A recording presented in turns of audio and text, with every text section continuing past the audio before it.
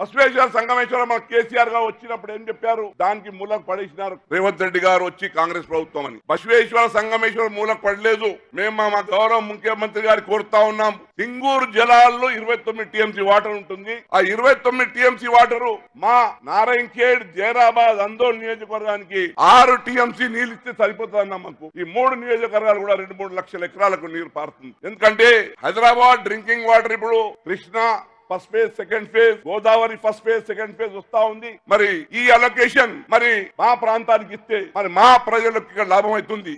మిగతా 9 TMC water Nizam Sagar కి వెళ్తా ఉంది. మళ్ళా గన్పూర్ ఆయకట్టుకు ఉంది. అంటే మంజీరా పరివాహక ప్రాంతం ఏదో వారికే హక్కు కలగాలని మేము కోరుతా ఉన్నాం. ప్రత్యేకంగా సింగూరు ప్రాజెక్ట్ వలన ఈ 3 నియోజకవర్గాలే కొన్ని వేల ఎకరాల భూమి నష్టమైంది. మరి దాని మీద హక్కు మాకు ఎటువంటి కూడా లాభం జరగలేదు. దయచేసి మా ముఖ్యమంత్రి గారు కోరుతా ఉన్నాం. అంటే భవిష్యత్తులో ఎన్నికల తర్వాత మరి బసవేశ్వర సంగమేశ్వరకు మా సింగూరు అలొకేషన్ ఇచ్చి ముందు చేయాల్సిందిగా మనవి చేసుకుంటూ